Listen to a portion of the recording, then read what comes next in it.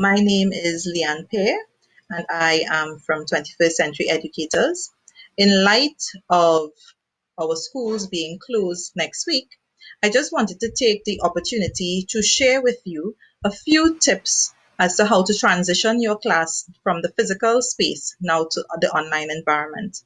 And first, I want to talk about the why. It is really important that we try to minimize disruptions to our kids' education as we go through the COVID process. We really want to make sure as much as possible that our students um, are able to access education. So I just wanted to share a few ways in which we can do so. If you do not have access or your students may not have access to Wi-Fi, there are a few ways if you can get into contact with your students to ensure that we can help them.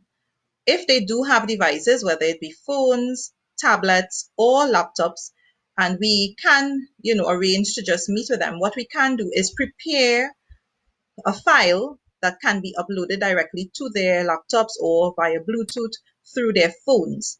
And that way they can continue learning and possibly, ensure that they share it with a couple of their friends. That would be for students who do not have Wi-Fi.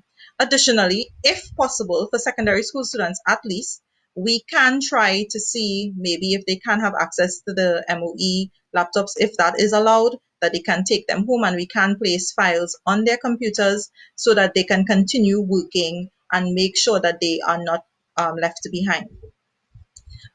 There is also a wonderful offline um, program called Colibri. It's Kolibri, and I will place the link in the bottom in the comments. So you can also share that with your students. They do need Wi-Fi initially just to download it, but after that, it is completely offline. You can look at it and you can probably decide to if you want them to go through particular videos or particular topics from Colibri, but it certainly is a way for them to continue their learning on their own independently and so that they do not waste the entire week. If your students do have access to Wi-Fi, here are a few tips. One, ensure that you are using something that you can communicate to all your students. So if you're already on Edmodo, that's Edmodo, Edmodo. Again, I will place the link in the comments. That is one way that your students can benefit because you can upload videos, you can upload files, you can upload pictures, you can you can even do exams online on Edmodo. And this is an excellent way you can communicate with parents as well as children via Edmodo. It is safe and it is made for student-teacher communication. You can also use Google Classroom, and during the course of next week, I'll be actually sharing a few tutorials to help you along the way to see how best you can, get with the program so that your students can now make sure to have access to schoolwork. Additionally, there is CANS Academy, which is a full program which allows students to be able to go on many subject areas, and they can go and as well do independent study because embedded into CANS Academy, there will be quizzes along the way.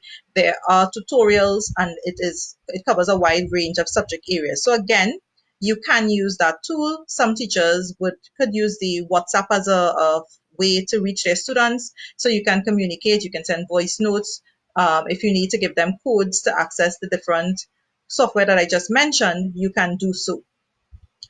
Good news is that many of the companies have now given free subscriptions to teachers in order to facilitate the closure of schools and continuing education. And in the comments, I will share a link of all the tools that have now been made free to schools and to teachers. And you really should try to take full advantage of these tools because they will go a long way in helping your students. Especially, we know we have students who are preparing for examinations and we really want to make sure to keep them on track.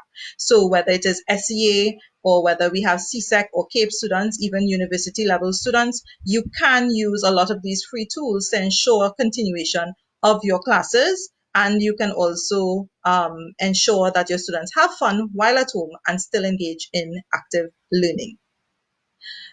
As I mentioned, during the course of this week and next week, I will aim to put up some tutorials to be able to help you along the way. But if you actually send questions or leave comments, I will try to answer as many of them as possible. And I am willing to assist where I can. So please feel free to share the video. Please feel free to share if you have additional advice. And as I mentioned, I will share the links to many of the things I mentioned just now in the video so that teachers can have access and continue educating our children.